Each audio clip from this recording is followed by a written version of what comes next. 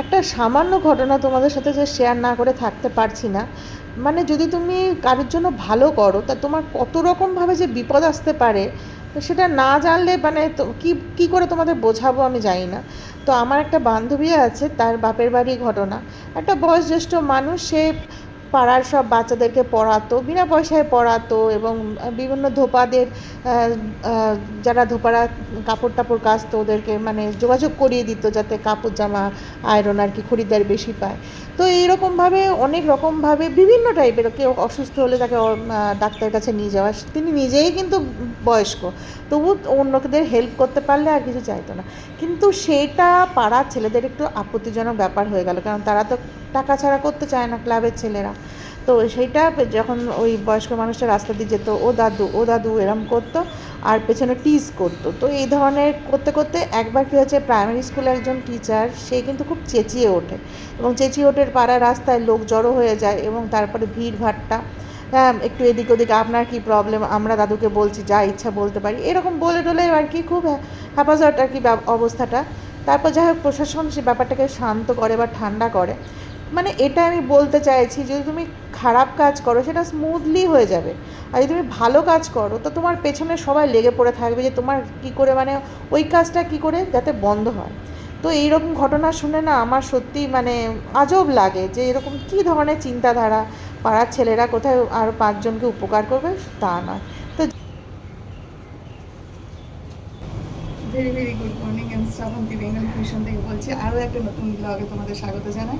আর দেখো যত জামা কাপড় আছে, বাবারই এখানে এখানে মৌমাছির চাক হয়েছে, সেই জন্য মৌমাছি ঘুরে বেড়াচ্ছে।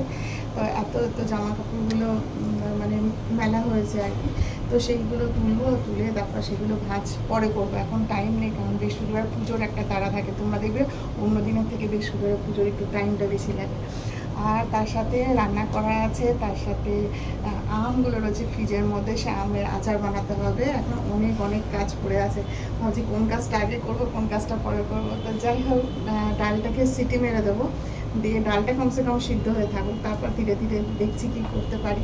হয়তো একটু বেলা হয়ে যাবে, কারণ আজকে উঠতে একটু বেলা হয়ে গেছে। কালকে অনেক রাত অবধি একটু কাজ ছিল, সেই এডিটিংয়ের কাজগুলো আমার করতে হয়েছে। তো যাই হোক, মনে হচ্ছে দিনটা আজকে আমার সাথে ভালোই হবে। যখন আমি ননভেজ খেতাম তখন ভাবতাম যে আরে ননভেজের মধ্যে কীরকম টাইপের রান্না করা যায়, কিন্তু এখন যেহেতু আমি ভেজ খাই, একদম সত্যিকার তোমাদের কাছে শেয়ার করছি, ভেজের এত এত আইটেম আছে। আর যারা ভেগান আছে তাদের যে কত রকম, মানে তারা তো গরুর দুধটাও খায় না, তাও আরও আরও অনেক কিছু খায় না বাবা, ওরা যে কী করে যে রেসিপিগুলো বানায় তোমরা ভাবতে পারবে না। তা সেদিনকে আমি একটা জায়গায় জানতে পারলাম যে ওটস থেকে ছানা তৈরি করে, সেই ছানার মিষ্টি কিন্তু ভেগানরা খুব পছন্দ করে, যেহেতু ওরা গরুর দুধ খায় না। কিন্তু আমি তো ওই সব কিছু ব্যাপার না, আমি পেঁয়াজ রসুনটাও খাই, আর অনেকে থাকে পেঁয়াজ রসুন খায় না, একেবারে গরুর দুধ খায় না, তা এরকম সব আর কি। দেখো মটরটা ভিজিয়ে নিয়েছি আর দুধ জাল দিচ্ছি, আর মটরের ঘুগনি কিন্তু খুব ভালো লাগে। আমাদের স্কুলে হ্যাঁ সামনে একটা মটরের ঘুগনির দোকান ছিল, বুঝতেই পারতাম না যে বাড়ির ঘুগনির সঙ্গে ডিফারেন্সটা কোথায়। খুব যে বেশি তেল মশলা ছিল তা কিন্তু না, কিন্তু দিব্যি ঘুগনিটা ভালো লাগতো আর খেতে খুব মজা লাগতো। আর মনে হয় খিদে পেতাম, মানে খিদে পেতো, তো তাই জন্য হয়তো বেশি আরও বেশি টেস্টি লাগতো। তো এই দেখো পনির নিয়ে আমি আজকে একটা অন্য রকমের রান্না বানাচ্ছি। আর পনিরটা কিন্তু এইগুলো আমার ঘরের তৈরি পনির আর কি, আমুলের পনির আমার ভালো লাগে। ভাবছি একটা পনিরের কিছু বানাবো, আর তার সঙ্গে একটা রুটি হবে, এবং সফট রুটি, যেটা করতে একটু টাইম লাগবে কিন্তু হয়ে যাবে। দুধ জাল দিতে দিতে যদি তুমি ভাবো যে গ্যাসটা একটু মানে একদম সিমে করে রেখে চলে যাব অন্য কাজ করো, তাহলে দুধ জাল দেওয়া হবে, কিন্তু সেই রকম হবে না যদি তুমি দাঁড়িয়ে সবসময় হাতা দিয়ে নাড়তে থাকো। তো এটা নাকি আমার ঠাকুমা আমার মাকে বলতেন, আর মায়ের কাছ থেকে আমি শিখেছি আর কি, যে দুধ যখনই ফোটাবে তখন হাতা দিয়ে দিয়ে বারবার নাড়তে থাকতে হবে। তো আমরা কী করি না, গ্যাসের টেম্পারেচার এত, সত্যি কথা এত গরম, কোনো কোনো সময় হয়তো হয়ে ওঠে না আর কি, দুধটা একটু সিমে করে দিয়ে আমরা বেরিয়ে গেলাম অন্য কাজে। কিন্তু আমি চেষ্টা করি, আমি নিজে চেষ্টা করি যে সবসময় দুধটা একটু ভালো করে ফুটুক, আর দুধ ভালো করে ফোটালে মানে অনেকক্ষণ দুধটা থাকেও। তো যে পুরনো দুধটা সেটা আমি দই বানাবো, আর যেটা নতুন দুধটা সেটা এমনি ফ্রিজে রেখে দেবো একটু ঠান্ডা হয়ে যাওয়ার পর।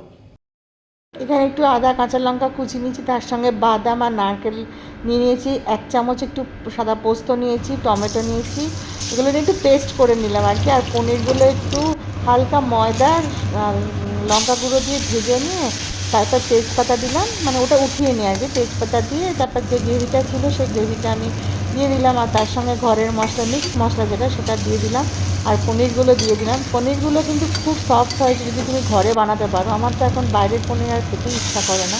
তো এখানে মশলা দেওয়া মিক্সির জলটা দিয়ে দিলাম, একটু ফুটলো তো ভাজা জিরে গুঁড়ো একটু দিয়ে দিলাম। এই যে নারকেল বাটা দিয়ে পনির, এই কনসেপ্টটা কিন্তু মাথায় হঠাৎ এলো সেদিনকে। তো যার জন্য কিন্তু পনিরটা একদম বেশ নিরামিষ, কিন্তু খুব ভালো লাগলো। হ্যাঁ, আর কাজুও দিয়েছি, তার জন্য একটু গ্রেভিটা একটু বেশ রেস্টুরেন্ট টাইপ হলো। মেয়েটার জ্বর এসেছিলো, তো ওই জন্য জ্বরের মুখে ওর কিন্তু খুব ভালো লেগেছে পনিরটা, ও কিন্তু বেশ দিব্যি আরাম করে খাচ্ছিল। এবার চলে আসি রুটিতে একটু তেল, নুন, চিনি দিয়ে ময়দা আর তার সঙ্গে একটু চালের গুঁড়ো দিয়ে করলাম। আর অত মাপে চোপে করি না, মানে মোটামুটি নিজেরটা করতে করতে আন্দাজ হয়ে গেছে। এগুলো একটু আলাদা আলাদা করে গোল গোল করে একটু টেরা বেড়া হয়েছিল রুটিগুলো, পুরো আটার রুটি না তো, চালের রুটি, কিন্তু খুব সফট হয়েছিল। আর কিন্তু একটু ধরে ধরে, টাইম ধরে ধরে করতে হয়। অনেকে ময়দা দিয়ে চালের গুঁড়ো দিয়ে রুটি করে, অনেকে শুধু চালের গুঁড়ো দিয়ে করে, আমি কিন্তু আটার সঙ্গে করেছিলাম। তো যাই হোক, এই রুটিগুলো কিন্তু এইভাবে ধরলে দেখো কত সফট, আর পনির দিয়ে কিন্তু বেশ ভালো লাগছিলো। আর আমি ওপরে নেটটা দিয়ে দিয়েছিলাম, মানে হটপটের ঢাকনাটা দিইনি, তার কারণ হচ্ছে ঘেমে গিয়ে পুরো জল কেটে যাবে আর কিরম ছেঁড়া ছেঁড়া মানে কাপড়ের মতো লাগবে আর কি। এরপরে তো আমাদের যা ঘটনা, রাতের বেলায় প্রত্যেকটা গৃহিণীদের একই ব্যাপার, কিচেন পরিষ্কার করতে করতে, আর বিশেষ করে চালের গুঁড়ো, ময়দা সব এত চারিদিকে ছড়িয়ে ছড়িয়ে ছিল, তো সেটা করতে করতে অনেকটা টাইম হয়ে গেছিলো। আর কি বলবো, আর যে রাতের বেলা যে আমন্ড ভিজিয়ে থাকি, যে যখন হয়তো আমন্ড ওরা খেলো তো খেলো, আর যদি দেখি যে আমন্ডটা থেকে গেল, কোনো তরকারিতে বেটে দিয়ে দিই, জিনিসটা তো নষ্ট করা যাবে না। ড্রাই ফ্রুটস দেখেছিলাম কাশ্মীরের দোকানগুলোই, বাবা এত ড্রাই ফ্রুটস, এত ড্রাই ফ্রুটস, মানে দুপা অন্তর অন্তর যাচ্ছি আর ড্রাই ফ্রুটস, মানে কি বলবো। কিন্তু ওখানে এমনি নর্মাল থাকে, আমি এখানে মাঝে মাঝে যখন অনেক বেশি ড্রাই ফ্রুটস বাড়িতে আনা হয়ে যায়, তখন কিছুটা ফ্রিজে রাখি আর কিছুটা বাইরে রাখি। তো যাই হোক, ড্রাই ফ্রুটসের এবার একটা গুঁড়ো করে আমি তোজোকে দিয়েছি, ওকে, মানে একটু অনেক কিছু মিলিয়ে টিলিয়ে যেটা হয় আর কি। আমি আগে জানতাম না এইসব ব্যাপার। এই গুড়িয়া একবার বানালো মাখানা টাখানা দিয়ে দিয়ে অনেক বেশি সুন্দর করে একটা ডাস্ট মতো করে ও দুধের সাথে মিলিয়ে খাবে, ওই জন্য ওকে মানে যখন যাচ্ছিলো তখন আমি পাঠিয়ে দিয়েছিলাম। তো আগে একবার মোয়া টাইপের বানিয়েছিল, লাড্ডু টাইপের, ওটা কিন্তু বেশি দিন লাস্টিং করেনি। এই গুঁড়োটা কিন্তু অনেক দিন ধরেই বেশ ছিল। আর এমনিতে আঞ্জির খেতে না আমার খুব একটা ভালো লাগে না, খেজুরটাও আমার ভালো লাগে, আঞ্জির খুব একটা পছন্দ লাগে না। যাই হোক, দেখো এই জায়গাটা পুরো পরিষ্কার হয়ে গেল। আর তার মধ্যে আমাদের বাড়িতে যে আমাকে যে হেল্প করে, সে আবার দুদিন ছুটি নিয়েছে, আমি যে কী করব বুঝতে পারি না। দেখো নিরামিষ ঘুগনি হয়েছে, কী সুন্দর নারকেল কুচি দিয়ে, এত টেস্টি লাগে না ঘুগনি, কী বলবো। দুপুরের দিকে আম খেতে আমার খুব ভালো লাগে, বিশেষ করে একদম যখন প্রচণ্ড গরম পড়ে তখন। আমি খরগোশগুলোকে কলমি শাক দিয়ে এলাম, ওরা চুপচাপ বসে আছে, বেচারিদের যা গরম, শুনেছিলাম নাকি হালকা পোস্টা বৃষ্টি হতে পারে, তো কোথায় কি, কিচ্ছু না। একেবারে আমের আচার রোদে দিয়েছি, তার মধ্যে আবার এই পাকা আমটা বেশ খাচ্ছি আর কি। আর নিজের জন্য কিন্তু আম কেটে খেতে ভালোই লাগে। একটা ঘুম দিয়ে উঠলাম, আর দেখো চোখগুলো একেবারে ফুলে গিয়েছে। আমটা এত মিষ্টি, কি বলবো। কলকাতায় আম পাওয়া যায় খুব ভালো, সে কবে কলকাতা থেকে আম নিয়ে এসেছি, তো ফ্রিজের মধ্যে একটু রেখে দিয়েছিলাম, উপরে পেপার, নিচে পেপার দিয়ে, তো তখন থেকে খাচ্ছি।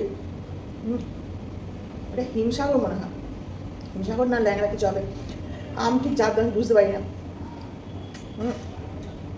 এত সুন্দর খেতে, কি বলবো, বিশাল মিষ্টি। এখন ফ্রি টাইম বসে বসে আম খাচ্ছি, এদিকে কাজ করতে হবে, অনেক কাজ আছে। ভাবছি কোরিয়ান ড্রামাও দেখতে পারো, কাজ আছে বলছি, পরে করলেও হবে। আর কোরিয়ান ড্রামা দেখতে দেখতে কোনো সময় ঘুমিয়েও পড়ি, ওই দেখে গুড়িয়া তোজো খুব হাসে, ওর মতো চলতে থাকে। তারপর কিছুক্ষণ পর আবার ব্যাকে দিয়ে তখন আবার দেখতে থাকি। আগেকার দিনে টিভিতে কিন্তু এরকম হতো না, তখন সিনেমা দেখতে দেখতে যদি মানে ওপরে ঘরে সিনেমা দেখতাম আমি, মা, দাদা, তারপরে যদি কোনো কাজ থাকতো বা কিছু খেতে ইচ্ছা করতো, রান্নাঘরে চলে যেতাম নিচে, আর রান্নাঘরে গিয়ে টুক করে কিছু আলু টালু বা কিছু একটা খেয়ে নিতাম, দিয়ে আবার গিয়ে সানডে গিয়ে দেখতাম। মাঝখানে যেটুকু অ্যাডভার্টাইজ হতো সেই সময় মানে ওই ওই ফাঁকে একটুখানি খাওয়াটা হতো। আর যখন অ্যাডভার্টাইজ হতো না তখন গেল ওইটুকু পোর্শন। এখন তো কত সুবিধা হয়ে গেছে, ফায়ার টিভিতে একটু পেছনে করা যায়, সামনে করা যায়। দারুণ আমটা। আমের আচার করেছি, এরপর এবার তোমাদের সাথে রেসিপি শেয়ার করবো। যাই হোক বন্ধুরা, এত সুন্দর আম খেয়ে তোমাদের দিতে পারছি না, এই জন্য খুব দুঃখ লাগছে, মানে এই আর কি বললাম।